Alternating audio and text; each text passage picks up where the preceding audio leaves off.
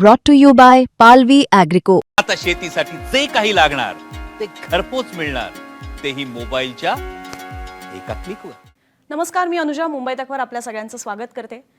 आजवर आपण नाटकं असतील, सिरियल्स असतील आणि अगदी चित्रपट सुद्धा असतील, याच्यामध्ये अनेकदा आई आणि मुलं आणि खास करून आई आणि त्याच्या मुली याबद्दलच्या अनेक शेड्स पाहिलेले आहेत. पण त्याचीच एक नवीन छटा घेऊन एक नवीन चित्रपट परत एकदा आपल्या भेटीला येतोय, तिघी.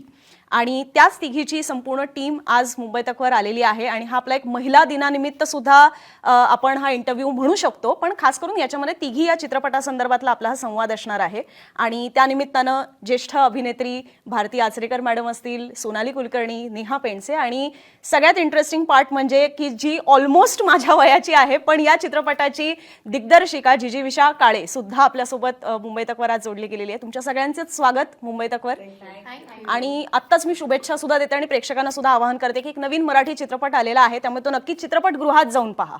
आणि या इंटरव्ह्यूला सुरुवात करताना मला सगळ्यात पहिले तुम्हाला सगळ्यांनाच हा प्रश्न आहे, ज्याच्याकडे कोणाकडे त्याचं उत्तर असेल तर, की मी आत्ता उल्लेख केला तसं की ऑलरेडी आई आणि मुली हे नातं वेगवेगळ्या अंगानं एक्सप्लोअर झालेलं आहे, त्याच्या खूप छटा आपण पाहिलेल्या आहेत. ह्या चित्रपटात असं काय आहे की ज्याच्यासाठी परत एकदा लोकांनी थिएटरमध्ये जाऊन हा चित्रपट पाहावा? काय ना, आई आणि मुलीचं नातं तू जेवढं कांद्यासारखं ना, how much ever you peel it, त्याच्यात खूप आहे शोधण्यासारखं. आता हा माझा पहिला सिनेमा असताना माझ्या सगळ्यात जवळचा विषय माझी आई आहे. ती मला समजली आहे का ह्याच्याकडे शोध घेणारा सिनेमा मला करायचा होता. आणि त्यातनं कदाचित मी हे लिहायला घेतलं. म्हणजे कथा जरी माझी असली आणि पटकथा निखिलची असली तरी मुळात आपल्याला आई समजते का हा विचार माझ्या मनाशी आला. आणि मग आम्ही विचार केला की ओके, आपल्याला कळतं की बाबा टीनेजर आणि आईचं नातं आपल्या त्यातल्या त्यात कळून जातं. किंवा मुलगी सासरी जाताना आपल्याला आई आणि मुलीची नाती फिल्म्समधनं वगैरे दिसलेली आहेत. पण आईच्या आयुष्याकडे रेट्रोस्पेक्टमध्ये बघणं, मागे वळून तिचं आयुष्य काय होतं हे समजून घेणं, हे क्वचितच आपण बघितलं. आणि मला तुला समजली तुझी आई? मला अजून नाही समजली. माझा चालू आहे प्रवास, कधी समजेल काय माहिती. ती खूप स्पेशल बाई आहे. ओके. आणि तुमच्या तिघींच्या बाबतीत खास करून, कारण त्याच्यामध्ये तुझं आय गेस अनमॅरिड कॅरेक्टर आहे आणि तुमचं मॅरिड आहे, तर तुम्हाला तुमच्या पर्सनल आयुष्यातलं, वैयक्तिक आयुष्यातली आई आणि ह्याच्यातली आई कसं रिलेटेबल होतं? अगदीच रिलेटेबल आहे, कारण आई तिचा प्रवास स्वतंत्र करतच असते, पण त्याचे अर्थ आपल्याला आपल्या वयाच्या वेगवेगळ्या टप्प्यांमध्ये समजत जातं. एक टप्पा असा असतो की ज्यात आपल्याला आई समजत नाही. एक टप्पा असतो जेव्हा आपल्याला थोड्या थोड्या गोष्टी समजायला लागतात. एक टप्पा असा असतो की आपण लिटरली आईसारखे वागायला लागतो. तर मला तुम्ही कधी केलं? ॲब्सोल्युटली. म्हणजे लहानपणी अगदी बेसिक गोष्ट सांगायची तर माझ्या आईला माझं म्हणजे तिचं घर टिपटाप जागेवर, जी गोष्ट जिकडे असली पाहिजे ही तिकडे. आणि लहानपणी इतका कंटाळा यायचो आम्हाला त्या गोष्टीचा की अरे घर आहे, घर म्हणजे पसारा असणारच ना. आता मी एक्झॅक्टली माझ्या आईसारखी झाली आहे. मला त्या गोष्टी जागच्या जागी त्याच अँगलमध्ये, म्हणजे मी अजून 2 पावलं पुढे गेली. तिला किमान अँगलचा प्रॉब्लेम नव्हता, मला अँगलचा प्रॉब्लेम पण आहे की ती तशीच त्याच अँगलमध्ये असली पाहिजे. तर ह्याला काय म्हणावं, किंवा ही तर अगदी बेसिक एक आपण म्हणूया फिजिकल किंवा मटेरियल गोष्ट झाली आहे.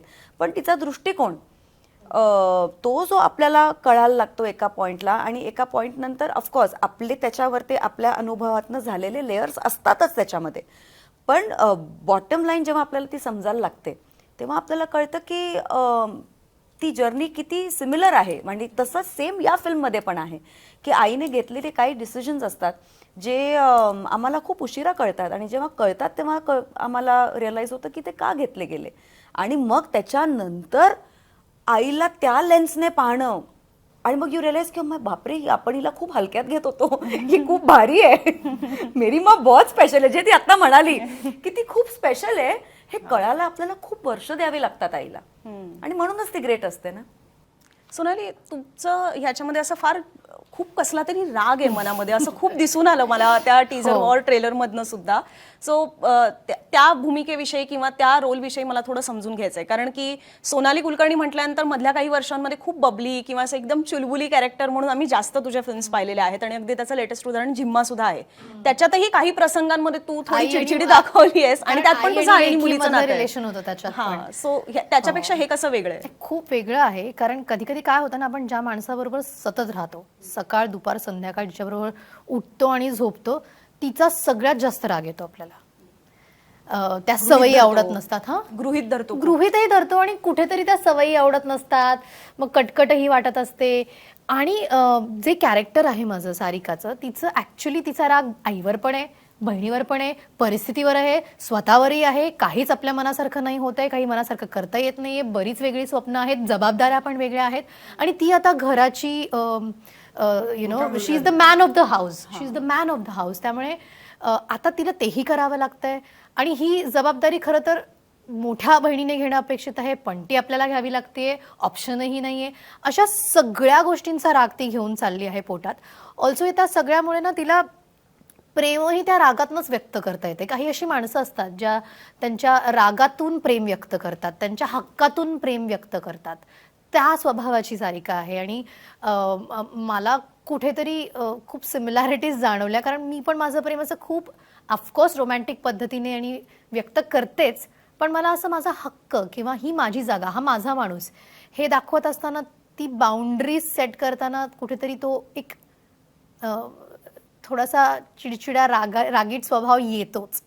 पण तो परिस्थितीचाही खूप मोठा पण तसं पॉझिटिव्हनेस तुझ्यात आहे तितका, बिलकुल जसं आहे. त्या ही ट्रेलरमध्ये माझी डायलॉग आहे. हा, आहे ही की तू माझी तिला आहे. आई म्हणू नकोस, असं तू एकदम. त्याला वेगळी कारणं पण आहेत. आणि अर्थात ते होतं ना की मोठी बहिणीने खरं तर जेव्हा जबाबदारी घेणं अपेक्षित आहे आणि तेव्हा तिला तिच्या वेगळ्या प्रवासामुळे ते नाही घेता आलं आणि मी कधीच तिची कारणं पाहिली नाहीत. ऍक्च्युली हे खूप इंटरेस्टिंग लेअर आहे या फिल्मचं, की कोणीच घरात 3 लोक असताना देखील बऱ्याचदा असं होतं की एकाच घरात राहत असताना देखील तिच्या मनात काय चाललंय, तिचा प्रवास काय आहे, तिच्या अडचणी दुविधा काय आहेत, ह्याच्याकडे आपण बऱ्याचदा लक्ष देत नाही. कारण आपण आपल्याच प्रवासामध्ये आणि आपल्याच अडचणीमध्ये इतके अडकलेलो असतो की घरात समोर असून देखील ती व्यक्ती पूर्णपणे कळत नाही आपल्याला आणि तिच्या बाजूने किंवा तिच्या पर्स्पेक्टिव्हने आपण बघतच नाही.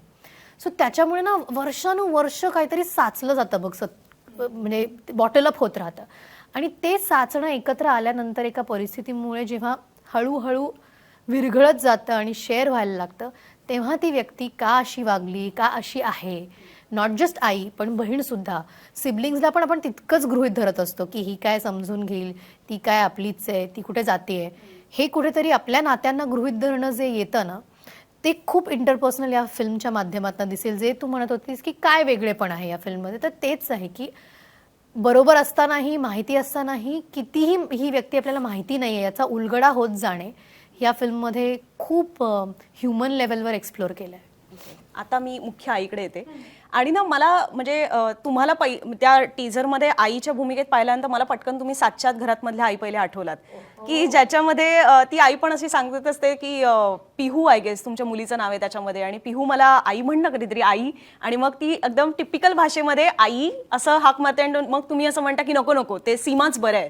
सो ती एक एकदम मॉडर्न आई आणि ह्याच्यातली एक वेगळी आई आहे. तर तुमच्यासाठी ही आईची भूमिका कशी खास राहिलेली आहे या चित्रपटातली?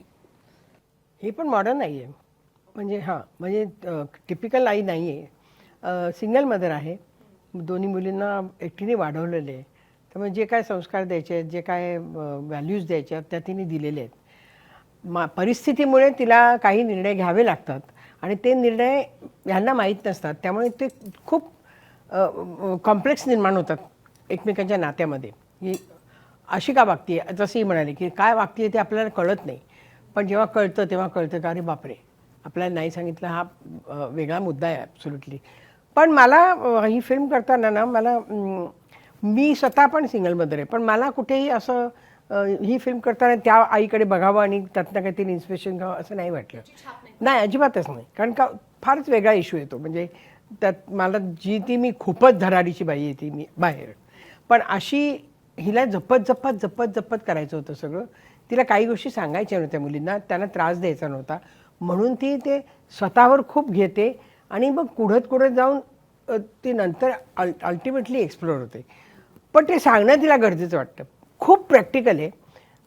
जी मी एवढी प्रॅक्टिकल नसेन एखादेच, पण ही बाई खूप प्रॅक्टिकल आहे आणि त्या प्रॅक्टिकलच्या पोटी तिला काही गोष्टी खूप स्पष्ट करून सांगाव्या लागतात आणि हा सगळा त्याचा पसारा तिला गुंडाळावा लागतो शेवटी. त्याची ही स्टोरी आहे. पण मी सातच्याच घरामध्ये पण मला आठवते त्याच्यातही तुम्ही सिंगल मदरच आहात आणि आत्ता सुद्धा ह्याच्यामध्येही तसंच दाखवलेलं आहे. महिलांचं चित्रपटांमधलं दाखवण्यात येणारं ज्या त्यांच्या भूमिका आहेत त्याच्यामध्ये इतक्या वर्षांमध्ये असा काही हा विशिष्ट बदल झालेला आहे किंवा एक स्टिरिओटिपिकलच बदल आलेला आहे असं वाटतं का? कारण की आता महिला दाखवताना खूप career oriented, single mother, divorcee ह्याच पद्धतीच्या महिला या जास्त पोर्ट्रे केल्या जात आहेत. तर त्याबद्दल तुमचं इतक्या वर्षांचं महिलांचं ज्या पद्धतीने कॅरेक्टर दाखवलं जातं त्याच्याबद्दलची निरीक्षण मला काय? वाटतं फारच म्हणजे आता जे घडतंय तेच दाखवत आहेत. पण त्याच्यामध्ये काय होतं की जोर ना डायव्हर्सी बाई आहे, जोर व्हिडिओ बाई आहे, जोर त्यांच्या पर्सनल आतल्या काय गोष्टी आहेत त्या फार बाहेर येत नाही आहेत.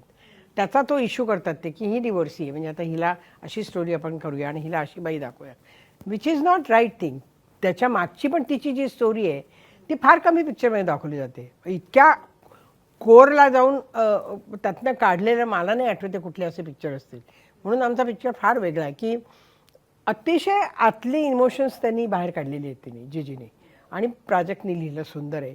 त्यामुळे फार सोप्पा आहे कळायला खरा पिक्चर. जेव्हा बघाल ना तो इतका छान उलगडत जातो की त्याला फार कष्ट पडत नाही. अरे काय काय बोलली ते, नाही रे असं असं अगदीच होणारच नाही. साधा सरळ छान तरळ पिक्चर. आणि ही लेबल आहेत, सिंगल वुमन, मॅरिड वुमन, आणि या लेबलांच्या पलीकडे जाऊन त्या बाईचं काहीतरी वेगळं अस्तित्व आणि म्हणणं असू शकतं. ते एक्सप्लोरेशन इज मोर इम्पॉर्टंट. म्हणजे ते त्याच्यात आपण अडकवूया नकोत स्त्रियांना त्या कॅटेगरीजमध्ये. हा एक वेगळा पॉइंट ऑफ व्ह्यू आहे. एखादी व्यक्ती जेव्हा डिवोर्सी असते तेव्हा ती फक्त डिवोर्सी नसते, तिच्या आयुष्यात 50 वेगळ्या गोष्टी घडत असतात. आपण बऱ्याचदा एक लेबल देतो, पण त्या म्हणजे त्या निर्णयाला पोहोचेपर्यंत त्या बाईनी, त्या स्त्रीनी काय प्रवास केलाय हे आपण कदाचित बाजूला सारतो. किंवा तिचं डिवोर्सी असणं is just one facet of her One life. aspect, yeah. That does not define her, that's not all of her life. म्हणजे त्याच्या आधी सुद्धा ती एक, शीच अ पर्सनॅलिटी, तिचं एक आयुष्य आहे, तिची एक जर्नी आहे. त्याला तुम्ही डिमीन करू नका, डिह्युमनाइज करू नका.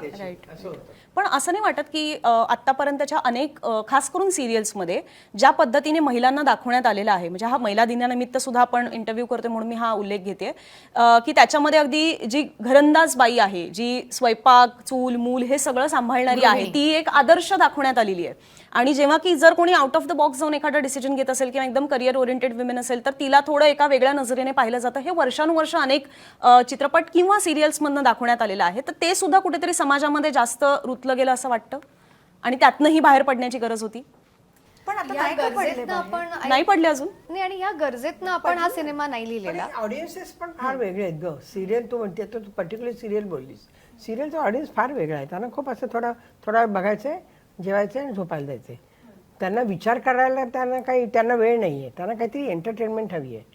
सो मग त्यांना त्यांची आदर्श काय आहे तर ती बाईची टिपिकल जी घरात वावरते, स्वयंपाक करते, मुलांना सांभाळते, शाळेत सोडते आणि झोपते येऊन. हा ऑडियन्स वेगळा आहे. This film is not for that kind of audience who is not looking at a bigger picture of a woman. More than that मला असं वाटतं की येस, संसार असणं, मूल असणं हे आहे आयडियल आणि चांगलं आहे. ज्यांना मिळालंय त्यांच्याकरता चांगलंच आहे.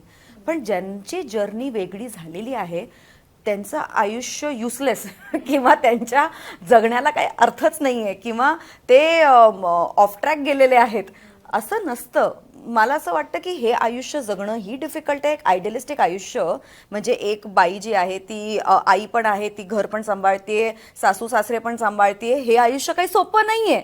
फक्त वर्षानुवर्ष बाईला सुद्धा आणि पुरुषाला सुद्धा या सेटअपमध्ये पाहणं एक कम्फर्टेबल आहे, कारण ते सोयीचं आहे सगळ्यांसाठी. पण जेव्हा तुम्ही असं आयुष्य जगता तेव्हा तेही तितकंच डिफिकल्ट आहे आणि त्यालाही तितक्याच ताकदीने जगावं लागतं. आणि ते कदाचित गैरसोयीचं बाई करता पण आहे आणि पुरुषाकरता पण आहे. बट ती इट्स इम्पॉर्टंट की ती पण एक जर्नी आणि त्याला तेवढा एक रिस्पेक्ट दिला गेला पाहिजे, rather than labelling it. If you want to add something, तर मी या विषयाला समअप करायचं पॉइंट ऑफ व्ह्यू. एक दुसऱ्याच्या ऑपोजिट नाही आहे. म्हणजे सिरियलमध्ये तुम्ही एका प्रकारची बाई दाखवता असं जे तू म्हणतीयस, त्याला ऑपोज करायचं किंवा त्याच्यापेक्षा वेगळं करायचं ही अशी गरज निर्माण झाली आणि त्यातनं ही गोष्ट सांगावीशी वाटली असं नसून बाईपणाला वेगवेगळ्या छटा आहेत आणि त्याच्यासाठी ना त्याचा एक ऑडियन्स आहे. मला मी दिसावी अशी जेव्हा वाटते तेव्हा मी अशी गोष्ट लिहिते. कदाचित कुणाला तरी सिरियलमध्ये बघून मी ही आहे, माझ्या आयुष्यात जे घडतंय ते हे या शोमध्ये मला दिसतंय, मला कोणीतरी बघतंय, हे तिला त्यातनं आनंद मिळत असेल. सो एक छोटं एक मोठं असं काही नाही आहे. प्रत्येकाला व्हॉइस असावा यासाठी एक प्रत्येक माध्यम त्याला जागा आणि करून देतं. तिघीमध्ये अशा एका आईला व्हॉइस दिलाय आम्ही. That's it. To sum it up. पण तू म्हणतेस ते करेक्ट आहे. अजूनही लोक त्या दृष्टिकोनातनं बघतात बायकांकडे. ही अशी असेल तर ही अशी, ही या फील्डमधली असेल तर हिचं असं असेल. जजमेंट चालूच असतं. So exactly. सो मला या टॉपिकला, तुझ्या प्रश्नाला एक पूर्णत्व या गोष्टीमुळे द्यायचंय की जज करणं सोडूयात आपण. ती फक्त गृहिणी आहे तर काही फक्त घर सांभाळते, हिला काय बाहेरची दुनिया माहिती, हेही जज करणं चुकीचं आहे. आणि ही जर बाहेरचं काम करत असेल तर हिला घर संसार सांभाळता येत नसेल, जमत नसेल, मिळाला नसेल, नशिबात नसेल, तर हे पण आपण जज करणं सोडूया. Let women live the way they want to live. किंवा त्यांच्यावर जी परिस्थिती आली आहे ती कशामुळे तरी आली असेल याचा विचार करून जेव्हा आपण त्यांच्याकडे बघू तर जजमेंटल होणं आपण कुठेतरी थांबवू. सो ही प्रेक्षकांनाही करायची गरज आहे आणि आम्ही स्पेशली रेप्रेझेंटेटिव्स, फिल्म्स, सिरियल्स, नाटकं या सगळ्या माध्यमातून देखील तो प्रयत्न केला पाहिजे कुठेतरी. Let everyone live the way they are and stop judging them. म्हणजे आदर्श बाई काय याची डेफिनेशन समाजाने सतत नाही बांधावी. करेक्ट. हां बरोबर. म्हणजे प्रत्येक जण आपापल्या पद्धतीने आदर्श असू शकतात. आता थोडं लाईटन नोटवर येण्यासाठी खूप सिरियस झालं. ह्याच म्हणजे मी आता ज्यावेळेला रील्स वगैरे बघत असते किंवा इन जनरल सुद्धा तुम्ही मुलांच्या ग्रुपमध्ये असाल तर हे खूप वेळा असं म्हटलं जातं की बायकांसोबत राहणं म्हणजे, कारण खूप बडबड असते आणि खूप काय काय गोष्टी असतात. इथे तर 3 नायिका आणि प्लस तुझ्या गायिका सुद्धा म्हणजे शरयू दाते, प्रियांका बर्वे, हे पण सगळं, हे तुला कसं तू हँडल केलंस, ह्या सगळ्यांना कसं हँडल केलंस? सोपं होतं, खूप सोपं होतं. खरंच सांगते. म्हणजे आता मला त्याच्यात त्या बाई असल्यामुळे सोपं होतं का काय काही माहित नाही. ह्या खूप सिनियर ॲक्ट्रेसेस आहेत, त्यांना कुठल्या का कारणाने असे ना माझ्यावर विश्वास वाटला. मला अवघड हेच होतं की ते जे माझ्यावर विश्वास दाखवतात त्याला मी जागलं पाहिजे. सो आय थिंक माझी रिस्पॉन्सिबिलिटी डबल होती. माझा त्रास आय थिंक काय पण थोडं दडपण होतं सिनियर एवढ्या ऍक्ट्रेसेस, चांगला सिनेमा आणि तू एकदम निभवायचं नवीन दडपण आहे ऑनेस्टली. तू एकदम नवीन, मग कोणी येऊन 4 सल्ले देणार, नाही, मग त्याचं पण- दडपण की आता हे ऐकू नको ऐकू. नाही माझे जे सगळे म्हणजे सिनेमॅटोग्राफर म्हणू नका, माझे जे प्रोड्युसर्स आहेत म्हणू नका, कोणी पण if I take a name out, प्रत्येकाने मला खूप सपोर्ट केलेला आहे. तिच्यावर खूप विश्वास होता आमच्या सगळ्यांचा. जेव्हा तिने ती ठाम आहे खूप, म्हणजे ती खूप कन्व्हिक्शननी करते प्रत्येक तिला गोष्ट. बरकटवू शकत नाही. ती इतकी क्लिअर आणि असते. ती नाही म्हणजे आता just because me senior actress म्हणून काय तिला नाही नको वाटते ते, बस असं म्हणते, संपला मग विषय भारतीताई तिथे. म्हणून संपला. असं नाही, कारण ते- कामाची रिस्पेक्ट ती ठेवलीच पाहिजे. नाही तर मग माझा मी सिनियर आहे, माझं तिने ऐकलं असला इश्यूच नव्हता कुठे. नाही, आणि ते ऐकून सगळ्यांचं घेतलं, केलं स्वतःच्या मनाचं. आणि ते करायला पाहिजे. दिग्दर्शक म्हणून जेव्हा तुम्ही उभं राहता ना तेव्हा it's your film, your vision. बाकी सगळे तुमच्या विजनला फक्त सपोर्ट करू शकतात, पण तुम्हीच ठरवायचंय तुमचा सिनेमा कसा आणि काय आहे, जे तिला आणि उत्तम सगळ्या जमलं. टीमनी तिला तिची मदत मिळाली. सगळ्या टीमने तेच केलं. Everybody was behind her. म्हणजे ते 20 दिवस जे आम्ही शूट केलं असेल ते आमचं एक खूप चांगलं असं विश्व बनलं होतं. 20 दिवसात शूट झाले हो, yes. अख्खी फिल्म. येस, आणि आय गेस तो सेटअप सगळा एका घरातलाच आहे. घरच आहे, ऑलमोस्ट बंगला आहे. घर, हॉस्पिटल हा, आणि hospital, अजून काही एकदम बाहेरचे scenes आहेत. अच्छा, 20 दिवसात. आय मीन मला तुमच्या तिघींकडनं ऐकायला आवडेल, ह्याच्याहून कमी दिवसात असं कुठल्या चित्रपटाचं शूटिंग तुम्ही केलेलं आहे की हे तुमच्यासाठी सुद्धा असं थोडं शॉकिंग होतं? बऱ्यापैकी. म्हणजे मी 16 दिवसात फिल्म केली आहे, पण ती एका शटरमध्ये होती, त्याला स्कोपच नव्हता. पण 20 दिवस इज आता हल्ली त्याच्यापेक्षा With this असं kind of a good film. नाही, गोष्ट पण तेवढीच आहे. अर्थात त्या गोष्टीची गरज, ज्या ज्या गरजा आहेत त्या सगळ्या पुरवल्या गेल्या आहेत. व्यवस्थित वेळ देऊन शूट केलंय, असं नाही की आपल्याला इतक्याच दिवसांमध्ये. पण सिनेमाचा आत्मा, जीव, गरज ह्या सगळ्या हिशोबाने 20 दिवसांमध्ये झालं आमचं. प्रेमाने व्यवस्थित पोट भरून शूटिंग केलं आम्ही.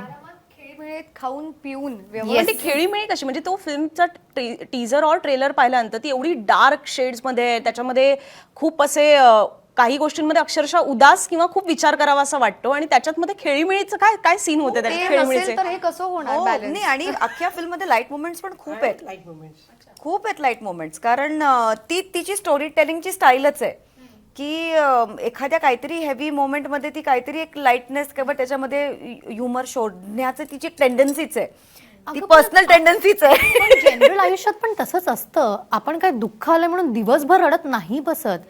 म्हणजे काहीतरी घटना घडली म्हणून सगळे बसलेत, ते 2-3 तास आपण करतो, पण मग सगळेच त्यातनं श्वास घेण्यासाठी एक वेगळी वेगळी मोकळी मोकळी जागा शोधायला लागतो ना. तसंच आहे सिनेमात आणि पण. ह्या मुवमेंट सुद्धा ज्या दाखवल्या त्या अशा ओढून ताणून ओढून आणल्यात, त्या क्रिएट झाल्यात आपोआप. आता ते व्हीलचेअर वर खेचताना होणारच आहे दमछाक आमची, आणि ती काहीतरी वेड्यासारखी कमेंट करणारच आहे. स्वभावातनं येणारा जो ह्युमर आहे, सिच्युएशन आणि तो खूप natural वाटतोय. ह्युमर आहे, तो अत्यंत नैसर्गिक आहे. पण त्या टीजरमधनं हे सुद्धा दिसलं की मागे ना एकदा प्रिया बापट म्हणालेली होती, आय सॉरी मला कुठे म्हणाली होती ते आठवत नाहीये, पण म्हणाली होती की आजकालचे चित्रपट हे असे बोलपट झालेत की सगळ्या गोष्टी बोलूनच कन्वे कराव्या लागतात. पण ह्या चित्रपटामध्ये ते चित्रपट पण दिसत होतं की काही गोष्टी या सिम्बॉलिकली मांडण्यात ट्रेलर मधनच पोहोचला असेल तर आम्हाला खूप आनंद आहे. तो सुद्धा म्हणजे ते करणं कितपत चॅलेंजिंग असतं की ज्याच्यामध्ये तुम्ही काहीही बोलत नाही आहात, पण ते तुमचं त्या दिसणाऱ्या सीनवरनं किंवा न बोलता गोष्टी एक्सप्रेस होणं. कारण की एक सीन आहे ज्याच्यामध्ये तुम्ही दोघी त्या एका स्क्रीन समोर येऊन फक्त बसताय, सो ते असेल. असे बऱ्याच त्याच्यातले काही काही सीन्स दिसले. फिल्ममध्ये खूप सायलेंट मोमेंट्स आहेत. इनफॅक्ट मला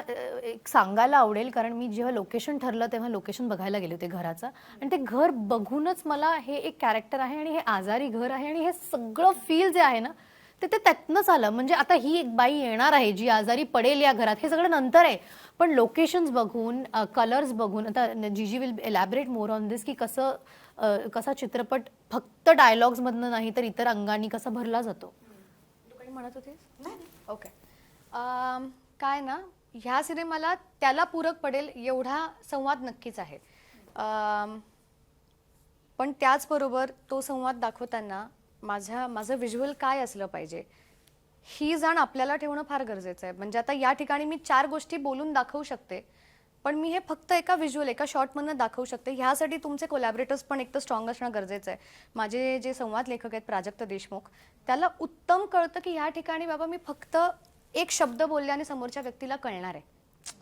हेच जर का मी आता पाल्हाळ लावत बसले तर ते नाही कळणार कदाचित, किंवा त्याचं डायल्यूट होऊन जाईल तो म्हणणं. त्याचबरोबर मिलिंद जोग जे माझे सिनेमॅटोग्राफर आहेत, त्यांना हे कळू शकतं की नाही जीजी हा शॉट आहे, पण ह्याला आपण जर अजून डायलॉगनी ॲड केलं तर हे वर येईल. सो हे 3-4 जणांबरोबर जेव्हा मी काम करते ना, त्यातनं आपल्याला लक्षात आलं की balance is important. It's not की आता इथे संवाद बोलपट होत आहेत म्हणून मग मी आता फक्त चित्रातनं दाखवते, असं काही नाही आहे. ह्या दोघींना हे म्हणायचं आहे का, ही माणसं हे बोलतील का, हे आपल्याला सतत ते गणित मांडणं गरजेचं आहे. मला आठवतं एक सीन आहे, एक माझा साधारण अर्ध्या पानांचा सीन होता, ज्याच्यात मला आईला काहीतरी सांगायचं आहे. ते मी खूप बिल्डअप करून खूप साचवून ठेवलेलं आणि आता मी ते सांगते. एक खूप म्हणजे एक 8-10 वाक्य होती, सगळी पाठ झाली, सगळं झालं आणि मी रिहर्सल पण केली. त्याच्यानंतर ती आली आणि म्हणली की मला वाटते काहीच बोलायची गरज नाही आहे. हे सगळं फाडला तो पेपर, बाजूला ठेवला आणि तू फक्त आईकडे जा, आम्ही एक ट्रॉली लावू आणि तू तिच्याकडे ह्या इमोशननी बघ फक्त. आणि आत्ता फिल्ममध्ये तेवढाच आहे आणि एकही वाक्य नाही आहे, सुस्कारा पण टाकला नाही आहे, पण ती सगळी वाक्य तुला त्या डोळ्यातनं, त्या ट्रॉलीमधनं, त्या संगीतामधनं, तिच्या रिॲक्शनमधनं कळतात. सो काहीच गरज नसते मग शब्दांची, आणि ती जास्त प्रभावीपणे पोचतात. खूप वर्क करतात त्या अशा मोमेंट, फार वर्क करतात. पण तुम्हाला पण असं वाटतं की असेही म्हणजे असं चित्रपट असे असले पाहिजेत बोलपटापेक्षा? कारण नाटकामध्ये तुम्हाला एक्सप्रेशन्स आणि या गोष्टी तेवढ्या पटकन दिसू शकत नाहीत, पण त्या चित्रपटातून दिसलं तर ते जास्त प्रभावीपणे मांडल्या जातात. प्रत्येक स्टोरीची नीड असते, ह्या स्टोरीची नीडच होती, पण अशा मोमेंट फार वर्क करतात. कारण काही न बोलता कुठे आपण हल्ली बोलतच नाही, सारखी बडबड बडबड बडबड बडबड, म्हणजे कान किट्टा तितके बोलतो आपण. तर अशा मोमेंटमधनं बोलतच नाही आपण, विच इज सो ब्युटिफुल. असा तुमचा कुठला आवडलेला सीन या चित्रपटात? बापरे, सगळे सीन आवडतात. नाही, एखादा तो तर एक हे सॉलिडकी आहे. नाही, सायलेंट मोमेंट्स मधला, सायलेंट मोमेंट्स मधला. आणि तुम्ही एका इंटरव्ह्यू मध्ये सांगतो ना, आम्ही दोघी फक्त बघतोय आणि ते लुक्स मधनच, हा प्रत्येकाचं आहे.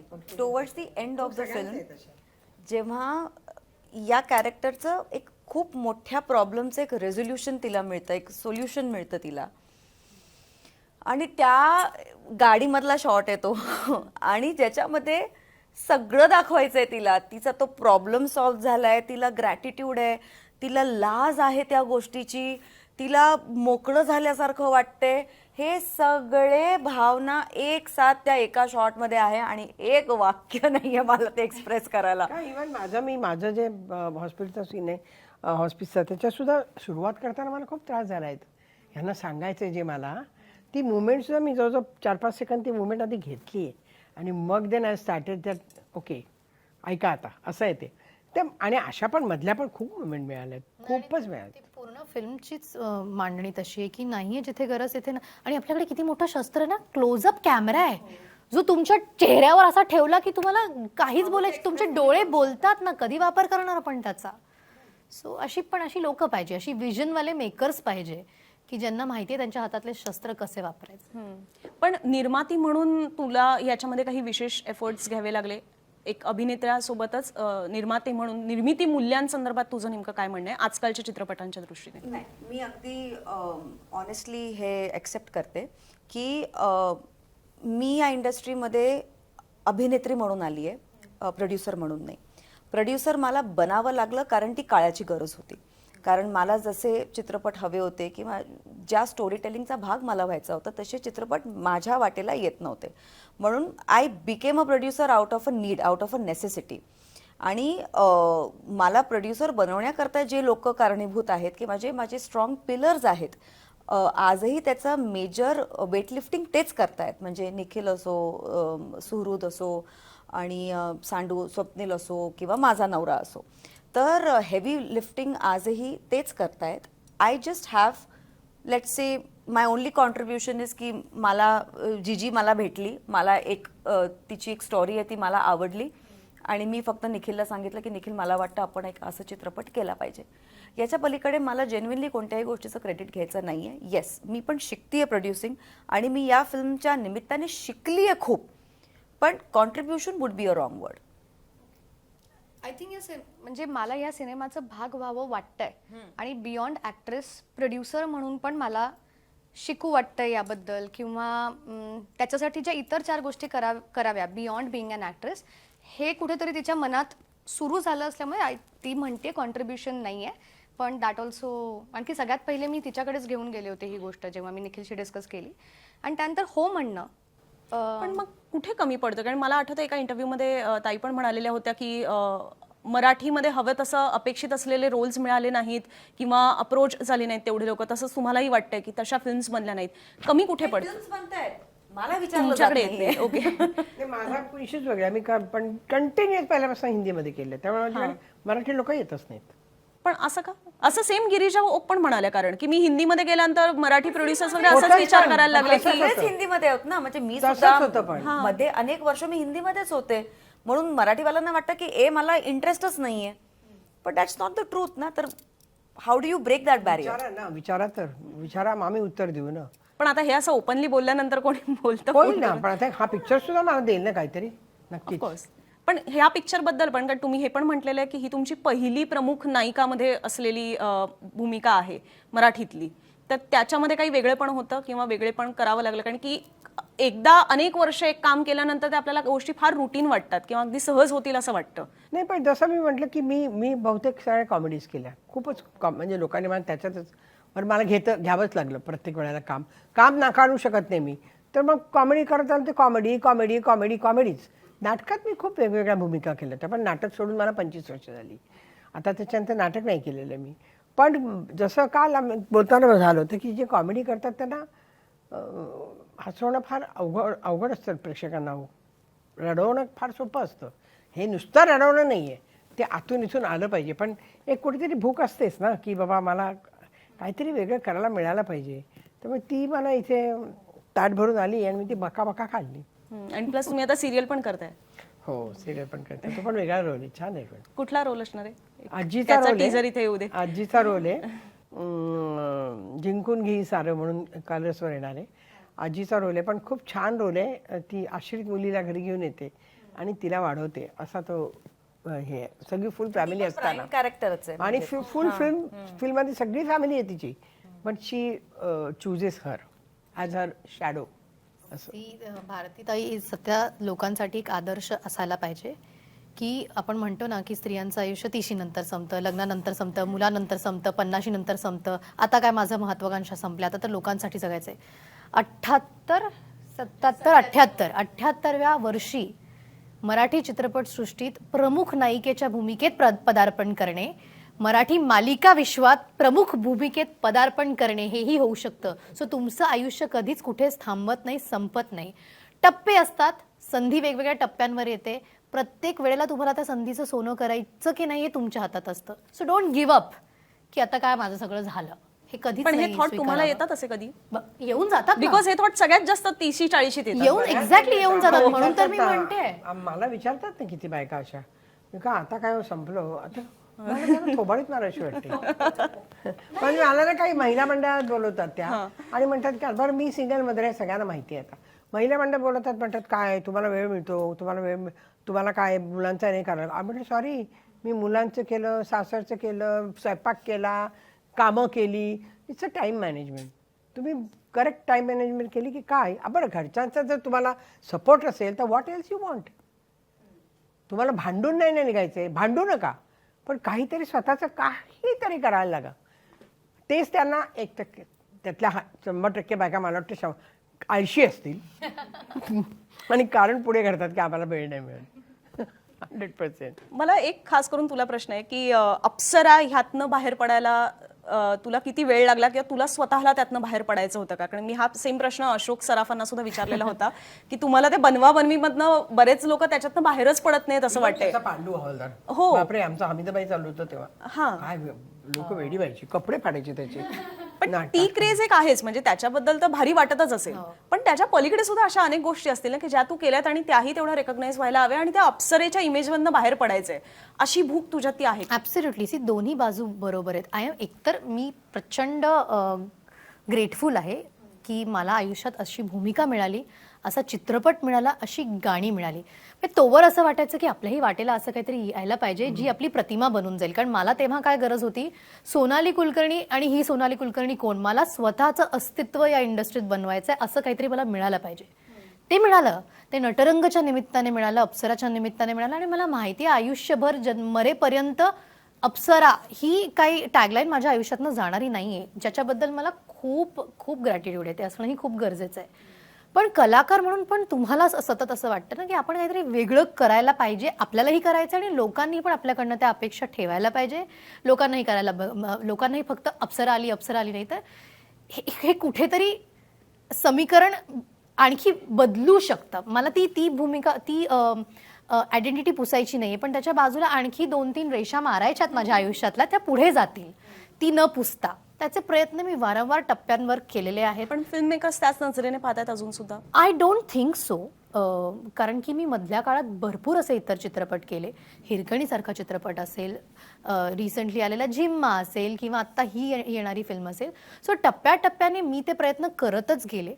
मध्ये जेव्हा मला वाटलं की नाही हे ब्रेक नाही होते, म्हणजे स्पेशली नटरंगाच्या पुढच्या 2-3 वर्षात जेव्हा खूप तमाशा प्रधान चित्रपटच येत होते, मी ठरवलं की मी एकही तमाशा प्रधान चित्रपट नाही केला. मी पुढच्या काळांमध्ये एकही आयटम सॉन्ग, एकही गाणं नाही केलं. मी क्लासमेट्स, मितवा, शटर, हम्पी असे काही चित्रपट मी निवडले. मी घरी बसले 2 वर्ष, no problem, I will wait. कारण आपण जर नाही थांबलो तर ती यादी ती संपणारच नाही कधी तरी. सो ॲज अन ॲक्टर तुम्हाला तो कॉल घ्यावा लागतो, तुम्हाला ती हिंमत दाखवावी लागते, तुम्हाला पेशन्स दाखवावे लागतात आणि नाही झालं तर तुम्हाला स्वतःसाठी संधी निर्माण करावी लागते. म्हणून मला हिरकणी करावा लागला, जिथे लोकांनी मला माझ्याकडे कलाकार म्हणून वेगळ्या अर्थाने बघावं. ही जर माझी इच्छा आणि भूक असेल तर मलाच त्याच्यासाठी पुढाकार घ्यावा लागेल. इंडस्ट्रीला, डिरेक्टर्सना, मेकर्सना ब्लेम करून काहीच होणार नाहीये, कारण ते पण त्यांच्या सोयीने काम करतात. समोर दिसणारी कुठली कॅरेक्टर ह्याच्यात जाईल ते का विचार करतील चला हिची आपण प्रतिमा पुसू का. त्यांना अजून कितीतरी ऑप्शन्स आहेत. तुमची ती गरज असेल तर you have to take that stand, जो मी घेतला, जो यशस्वी पण झाला. पण ॲट द सेम टाइम मला असं वाटतं की त्याच्या पण पलीकडे जाऊन आपल्या वेगवेगळ्या छटा आपण सतत दाखवत राहिलं पाहिजे. आणि आहेतच ना, नसतीलच तर मग मी अजून 15-20 फक्त तमाशापट केले असते. पण असे मेकर्स आहेत जे आपल्याला वेगवेगळ्या भूमिकेत बघतायत आणि प्रेझेंट करतायत. सो आय थिंक तिघी will be a very instrumental film for all three of us. त्यांना त्यांच्या प्रतिमेतनं बाहेर काढण्यासाठी नेहाला, मला, प्रत्येकीला निश्चितच याचा एक खूप मोठा फायदा होणार आहे. मला या फिल्ममध्ये एक असं पण दिसलं की काय काय ठिकाणी खूप रॉ वापरलेस तू ह्यांना ॲज अन ॲक्टर्स, काही ठिकाणी नाही. म्हणून. पूर्णपणे. सो हा म्हणजे एका ठिकाणी तो मी मगाचा सीन म्हणाले तो की एका स्क्रीन समोर या दोघी येऊन बसतात, ते अक्षरशः पिंजरलेले केस जे अर्धवट झोपेतनं उठलेले कुठल्याही व्यक्तीचे असू शकतात, ते खूप नॉर्मल वाटतं. काय काय ठिकाणी तुझाही आय गेस तो नो मेकअप लुक आहे, सो तोही, आणि मला हे खरंच वाटतं की कॅमेरावर सगळेजण फ्लॉलेस दिसतात, ते कोणीच नसतात प्रत्यक्षात, तर त्याही गोष्टी त्याच्यामध्ये दिसून आलेल्या आहेत. तर हे ठरवून करण्यात आलेलं होतं की हा कोणाचा विशिष्ट एकाचा कॉल होता, त्याच्या मागचं काय थॉट आहे? फ्रेम मध्ये असणारी प्रत्येक गोष्ट ठरवूनच आहे. हा त्यामुळे नाही, हा खूप आधीच घेतलेला कॉल आहे, कारण मी माझ्या खऱ्या आयुष्यात अशी जगत नाही. ही माझ्यासारख्या मुलींची गोष्ट आहे. त्यांना मला पडद्यावर दाखवायचं असेल तर मला त्यांच्यासारखंच दाखवणं गरजेचं आहे. त्या झोपेतनं उठल्या आणि त्यांचे केस विंचरलेले आहेत, तर हे कसं खरं खरं कसं वाटेल. पण आतापर्यंतच्या मुव्हीज मध्ये तसंच दाखवण्यात आलेले, म्हणजे अगदी जे प्रत्येक झोपेतले शॉट्स असतात त्याच्यामध्ये सुद्धा मेकअप असतो त्यांच्या चेहऱ्यावर. जे हा ही माझी पद्धत आहे की हा सिनेमा, ही गोष्ट सांगण्याची ही माझी पद्धत आहे असं आपण म्हणूयात त्याला. तसं जर का नाही झालं, त्यांचे कॅरेक्टर्स जी लाईफ जगतायत तिला काही करायला वेळ नाहीये. हिचं एक ऑफिस आणि मग आतनं सगळं घुसमटलेलं आहे पण बाहेर सगळं ओके दाखवणं आहे. तिला आईचा आजार पण सांभाळायचं आहे, तिला तिची लाईफ सांभाळायची आणि स्वतःची एक घुसमट आहे की मी स्वतःसाठी काही करू शकत नाहीये. आईला तिचे हेल्थ इश्यूज आहेत, हे दाखवण्यासाठी माझ्याकडे त्यांची बॉडी हा कॅनव्हास आहे. So if I don't use it तर मग ते त्या कॅरेक्टर बरोबर ऑनेस्ट नाही आहे. आणि त्यांचा सपोर्ट होता ते करायला, कुणालाच त्याच्यात काही वावगं नाही वाटलं. तुम्हाला दोघींना दोन असे सिनेमे असतात की ज्याच्यात आजारी असताना पण मेकअप असतोच की. See there are two kinds of films. एक फिल्म जी लोकांना ॲस्पिरेशनल व्हॅल्यू देते की ह्यांना ह्यांच्यासारखं बनायचंय, ड्रीम्स देते, स्वप्न दाखवते. एक टाईपची फिल्म आहे जी आरसा दाखवते. आमची फिल्म आहे दुसऱ्या कॅटेगरीमधली. समाजाचा आरसा समाजात जसं चालू असतं, घरांमध्ये जसं चालू असतं, हे तुमच्या घरातला आरसा आहे तसं नागवं सत्य आम्ही सिनेमात दाखवलं आणि त्याच्यासाठी तिने आम्हाला माध्यम म्हणून पण तसंच वापरलंय. सिम्पल आहे आणि आम्हाला कोणालाच काही अडचण नव्हती, म्हणजे आम्ही खुश होतो रादर. ते हवं होतं, म्हणजे या टप्प्याला आम्हाला ते हवं होतं की आम्हाला असं दाखवायचं. म्हणजे मी एक्झॅक्टली म्हटलं की मला प्रोड्युसर या कारणांकरता बनवावं लागलं की एक इमेज होती माझी आणि ती चांगलीच आहे, त्यात काही वाईट नाहीये, पण याच्या पलीकडे सुद्धा मी काहीतरी आहे जे मला दाखवायचं होतं. आणि म्हणून नाही, पण मुली म्हटल्यानंतर मेकअप हा खूप म्हणजे part and parcel of that role वगैरे असंच मानलं जातं. आणि डार्क सर्कल्स दाखवणं, डार्क स्पॉट्स दाखवणं म्हणजे तुम्ही एक प्रकारे सुंदर नाही आहात असंच कुठेतरी दाखवता वगैरे, असे सगळे हे स्टिरियोटाइप्स आहेत. ही भीती तुम्हाला दोघींनाही नाही वाटली का ते तसं करताना? जबाबदारी उलट आपली हे स्टिरियोटाइप्स ब्रेक करायची. पण हे वाटतं की डिजिटल ह्याच्यामुळे जास्त झालंय, कारण की आता डिजिटली जो कॉन्टेंट आपण कन्झ्युम करतो त्याच्यामध्ये खूप नॅचरली लोक दिसतात. फिल्टर्स आलेली आहेत, स्नॅपचॅट म्हणू नका, इंस्टाग्राम म्हणू नका, प्रत्येकाला स्वतःचे सगळे ब्लेमिशेस लपवायचे आहेत आणि प्लास्टिक कशी सुंदर आहे, कोरियन आहे हे दाखवायचंय. हे खूप घातक आहे आणि हे आम्ही ह्याच्यासाठी नाही करत आहोत, आपल्या सिनेमाचीच गरज आहे. पण as role models we feel responsible. आमच्यासारख्या मुलींकडे बघून जे कदाचित आयुष्य जगतायत त्यांना मला हेच सांगायचं, just accept your self and be your self. It's okay. आता जी मुलगी रात्रभर ICU मध्ये बसली आहे, तिच्या डोळ्याखाली काळं नसणार आहे का? असणार आहे ना, मग ते कशाला लपवायची गरज आहे? Just be yourself. तुमचे स्कार्स, तुमचे बॅटल स्कार्स ना अभिमानाने दाखवा, कारण they have made you what you are. त्याच्यामध्ये लपवून फिल्टर्स लावून जगण्यात काही अर्थ नाहीये. पलीकडे मला असं वाटतं की या फिल्मची ती गरज आहे.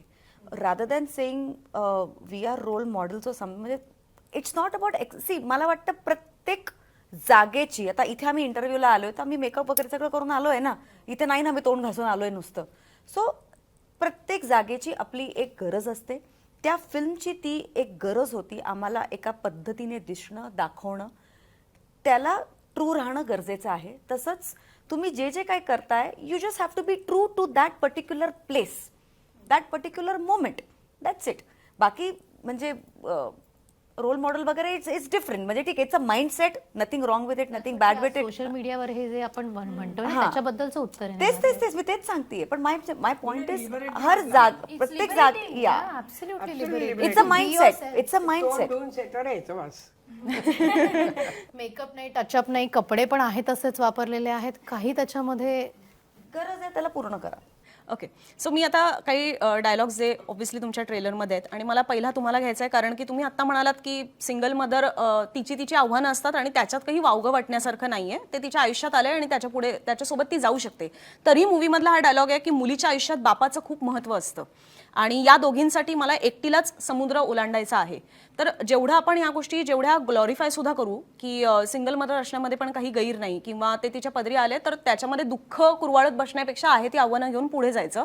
मग अशा परिस्थितीमध्ये ते खूप ग्लोरिफाय झालं तर त्याचाही काही निगेटिव्ह इम्पॅक्ट पडू शकतो का? कारण जर बापाचं खूप महत्त्व आहे तर तो बाप सुद्धा त्या मुलांच्या आयुष्यात असणं गरजेचं आहे का?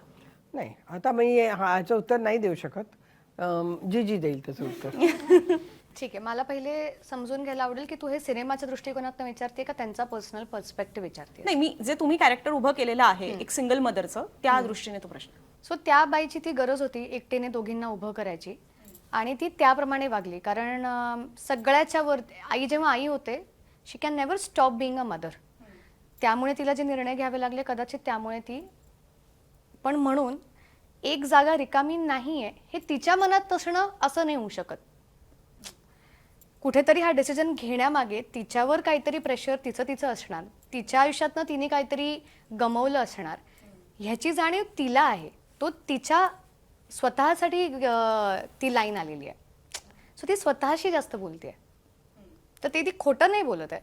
पण म्हणून ती काय स्वतःला सिंगल मदर म्हणून it's not like she doesn't feel proud of herself. Endorsing that. हा, ती त्याची तिची जाहिरात नाही गरज करत आहे. तिची म्हणून गरज बाबा होती ती. वडील महत्वाचे नाही का हे त्यातलं डिबेट नाहीये. सो वडील आहेत महत्वाचे पण आता आहे परिस्थिती ती सांभाळून पुढे न्यावी लागेल. त्यातलेच पुढचे डायलॉग हे सुद्धा होते की पोरींनो पाठीचा कणा ताट ठेवा. तर हे का आहे म्हणजे या फिल्मच्या स्टोरीच्या अनुषंगाने हा मेक देम इंडिपेंडेंट. पण त्याच्यात ते एनिवे इंडिपेंडेंट दिसतात. त्यासाठी फिल्म बघावी लागणार आहे. कारण त्याच्यामध्ये हिचा पण डायलॉग एक थोडासा आहे की या घरात माझ्यामध्ये एक डायलॉग लहान कोण मोठं कोण लहान कोण मोठं कोण आता हा फरकच सगळे विसरून गेलेले आहेत. याचा अर्थ ते रोल स्विच झालेत एक प्रकारे. तेच मी मगाशी म्हणाले ना की घरातली मोठी बहीण जी जबाबदारी घेत नाही ती तिच्यावर आलेली आहे. त्याच्यातनं ते आलेलं फ्रस्ट्रेशन आहे. आणि एक होतं ते म्हणजे की मला माझा स्वतंत्र चिखल आहे चिवडायला. हा डायलॉग मला समजून घ्यायचा आहे की लहान बहिणीच्या दृष्टीने किंवा त्या घरात कुठल्याही म्हणजे हा घरात प्रत्येकाचं एक स्वतंत्र आयुष्य असतंच. एका बहिणीच्या पलीकडे, एक आईच्या पलीकडे, एका गृहिणीच्या पलीकडे, हा सगळ्या नात्यांच्या पलीकडे मी पण एक व्यक्ती आहे आणि माझं स्वतंत्र काहीतरी म्हणणं, स्वतंत्र अडचणी, स्वतंत्र जगणं आहे. त्यामुळे मी सतत इतर रोल्स प्ले करतेय पण माझं काय, तर त्या अनुषंगाने ते आलेलं वाक्य आहे. पण मग त्या मनाने नेहाचं ते कॅरेक्टर तेवढं मला अजून फुलवायचं आहे. म्हणजे या इंटरव्ह्यूच्या मार्फत ती क्युरिओसिटी आणखीन वाढवायची आहे. ट्रेलरच्या पुढचं मे बी व्हर्जन और ट्रेलरचा पार्ट 2 तुझा चिखल तो बऱ्यापैकी दिसतोय त्याच्यामध्ये. कारण तिचं जास्त दिसलंय की एक बॉस पण आहे, नवरा पण आहे, आई पण आहे, बहीण फ्रस्ट्रेटेड खूप जास्त आहे. याच्यात नेहा नेमकी कोण आहे त्या चित्रपटात? म्हणजे स्वातीचं कॅरेक्टरचं काय झालेलं आहे की तिने स्वतःचे काही निर्णय घेतलेले आहेत आणि ते काही निर्णय तिचे फसलेले आहेत आणि त्यात ती अडकली आहे आणि ती तिचा राग खूप अशी एक्सप्रेस करणारी नाही आहे. ती सोल्युशन ओरिएंटेड आहे पण even if you are solution oriented त्या प्रोसेसमधनं जाताना त्रास तर होतोच ना तुम्हाला, पण ती त्रास दर्शवणारी पण नाही आहे. तर ती बऱ्यापैकी एका डुॲलिटीमध्ये आहे. तिला तिचा बॉस त्रास देतोय, नवऱ्याबरोबर काही प्रॉब्लेम्स होत आहेत, आईबरोबर काही तिचे प्रॉब्लेम्स आहेत, त्याच्यामुळे बहिणीबरोबर हिचा सगळ्यांबरोबर प्रॉब्लेम्स आहेत आता आणि ती एका फार विचित्र ट्रॅपमध्ये आहे ती आता जी नाही निघू शकत आहे ती. तर म्हणून ह्या जो कणाताट करा जो आहे तो माझ्या त्या एका प्रॉब्लेम करता पण आहे आणि तिचं फक्त हे आहे की ती सगळं सामावून घेते. ती एक्सप्रेस नाही करू शकत कारण तिला माहिती आहे की काही गोष्टी तिने स्वतःच्या कर्माने घडवून आणलेल्या आहेत. हा, तर म्हणून आता ती कोणाकडे जाणार? पण म्हणून ती परत आईकडे येते का? जे जसं जग फिरून तुम्हाला मी क्युरिओसिटी वाढवते प्रेक्षकांची. 6 मार्च पासून लोकांनी काय बघावं जर सगळंच आम्ही इथे सांगितलं तर? नाही, खूप पैलू खूप कॉम्प्लेक्स आहे. ती नाती इतकी सोपी नसतात ग ब्लॅक अँड व्हाईट मध्ये. खूप कॉम्प्लिकेशन्स आहेत. कांद्याचे पाते आपण एक एक काढतो ना तशी एक परत निघत जाते. नाही, पण तो जमानाच आत्ता इतका म्हणजे आपण सगळेच इन्स्टावर आहोत आणि त्याच्यामध्ये आपण बघत असतो ना की ठीक आहे काय फरक पडतो किंवा लेट गो ॲटिट्यूड हा खूप आलेला आहे. आणि अशा ज्या वेळेला बाई पण भारी देवासारखे चित्रपट येतात, झिम्मासारखे येतात आणि हा चित्रपट आहे की ज्याच्यामध्ये घुमून फिरून तुम्ही परत तुमच्या मूळ घराकडे येता आणि तुमच्या मूळ नात्यांकडे परत येता. तर हा मेसेज देणं किती महत्वाचं आहे आजकालच्या जगामध्ये, जिकडे खूप लेट गो ॲटिट्यूड झालेला आहे, की खूप त्रास होतोय सोडून द्या, किटकिट करतोय सोडून द्या. त्याच्यामध्ये शेवटी तुम्हाला तुमची घरचीच नाती आणि रक्ताचीच नाती परत आठवतात. हाच मेसेज अल्टिमेटली त्याच्यात नाही का? मग मेसेज देण्यासाठी नाहीये तो. I think we believe in that. It's a we truth. Believe in Yeah, it's a that. truth. Absolutely. All of us believe की शेवटी काहीही झालं तरी तुमची माणसं तुमच्यासाठी असतातच आणि त्यांना पर्याय नसतो. ऑल्सो तू जे म्हणालीस की सोडून द्या, तोडून द्या, नाही जमते, हे खूप सोपं झालंय सध्या. आपण दुसरा चान्स देत नाही, आपण नाती टिकवण्याचा प्रयत्न करत नाही. तर इथे तेही आहे की करतो, बायका उलट खूप करतात प्रयत्न, पण एका पॉईंट नंतर जे आपल्याला झेपत नाही आणि ज्यातनं फक्त त्रास होतोय ना, त्या सिच्युएशनमधनं देखील बाहेर येण्यासाठी एक वेगळी हिंमत लागते. सो त्या दोन्ही माइंडसेट्स मला असं वाटतं या फिल्ममध्ये कुठेतरी बघायला मिळतील. सोशिक न होता माणसं जपणं ह्यावर जास्त आय थिंक भाष्य करेल हा सिनेमा, जर का आपण त्यात मोडायचंच झालं तर. बऱ्याचदा आपण कन्फ्यूज होतो की माणसं आपण जोडायची आणि मग त्यांना ती नाती मेंटेन करायची म्हणून आपण सहन करत राहायचं, हे नाहीये. एकमेकांशी बोललं पाहिजे, काय चुकतंय ते हेवे दावे आपले मिटले पाहिजेत, एकमेकांशी संवाद साधला पाहिजे. ते संभाषणं झालीच नाही तर मग हे लेट गो ॲटिट्यूड त्यातनं तयार होतं की बाबा माझं कोणी ऐकून गेलं नाही तर मी कशाला जाऊ. सो आपण जर का एकमेकांसमोर बसलो, विचारलं आणि समजून घ्यायचा प्रयत्न केला की बाबा तुझ्या जागी कदाचित तू बरोबर आहेस, मी माझ्या डोळ्यातनं तुझं आयुष्य बघते म्हणून मला ते चुकीचं वाटतंय, हे जेव्हा आपण समजू, हे जेव्हा आपल्या एकमेकांबद्दलचा टॉलरन्स वाढेल, तेव्हा कदाचित संभाषणं होतील आणि मला लेट गो ॲटिट्यूड जरा आटोक्यात येईल. कारण ते भीतीतनं जास्त येतं की मी कोणाशी तरी बोलायला जाईन आणि मला कोणी समजून नाही घेणार. आणि काउन्सिलर्सची बोलाच, पण काउन्सिलर्सची बोलण्यापेक्षा आपापसात पण थोडं जास्त आई बोला. आणि बहीण जास्त सोपं आहे. नाही, नॉट जस्ट सोपं आहे. हा, कधी कधी माणसं ओळखा कोण, हे आपण टाळतो बोलायचं आणि हे जाऊन दुसरीकडे बोलतो आणि हे वाढत जातं अजून. सो हे पण करा, म्हणजे ह्यातनं कदाचित तुम्हाला जास्त सोपं. कुठेतरी कन्फ्रंटेशनची आपल्याला भीती वाटायला लागली आहे. पण तुला आता एक शेवटाचा प्रश्न, की दिग्दर्शिका म्हणून आता तुम्ही ओपनिंग बॅट्समन होतात तोपर्यंत गोष्टी वेगळ्या असतात आणि एकदा बॅटिंग केल्यानंतर मग तुमच्याबद्दलच्या काही ठराविक अपेक्षा असतात. तर मग आता तुला तुझ्या नेक्स्ट फिल्मसाठीच्या काय जास्त चॅलेंजेस वाटतात, किंवा तुला तुझी नेक्स्ट फिल्म आता कशी बनवायची आहे? मुळात दुसरी फिल्म बनवणं अजून हा विचारच नाही. नाही ऑफकोर्स अनेक गोष्टी आहेत, या गोष्टींनी आत्ता माझी निवड केली आहे त्यामुळे ही गोष्ट मी सांगितली आहे.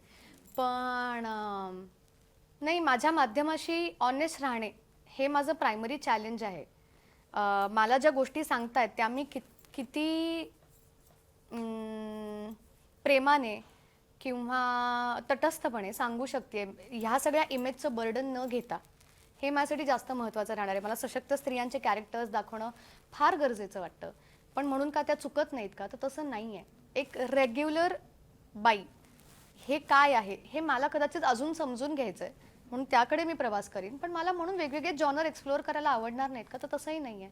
कदाचित उद्या मी करीन काहीतरी थ्रिलर, सगळं एखादी कॉमेडी काही करू शकते.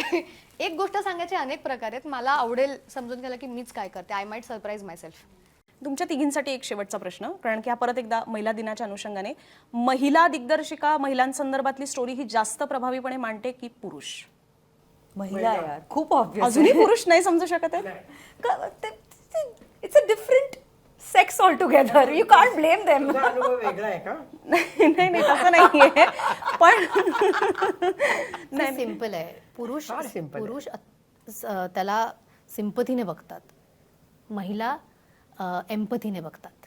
इतका मोठा फरक आहे. पर्स्पेक्टिव्ह करणं, पुरुष फार पर्स्पेक्टिव्ह कळून नाही घेत की बरोबर चालतं त्यांचं खूप. त्या शूजवर बसून मी बाईला बघतोय, होत नाही त्यांच्याच्या. हॅव्हिंग सेड दॅट, पुरुषांनी अत्यंत ब्लॉकबस्टर मराठी स्त्रीप्रधान चित्रपट दिलेले आहेत, मीच केलेत. बकुळा नामदेव घोटाळे असेल, हिरकणी असेल, पण तरीही मला असं वाटतं की जीजी विशासारखी अत्यंत तरुण, हुशार, संवेदनशील दिग्दर्शिका, लेखिका, दिग्दर्शिका जेव्हा महिलांच्या इश्यूज बघते किंवा महिलांचे वेगवेगळे पदर बघते ना, तेव्हा ती स्वतः महिला असल्यामुळे तिचा दृष्टिकोन प्रचंड वेगळा आहे.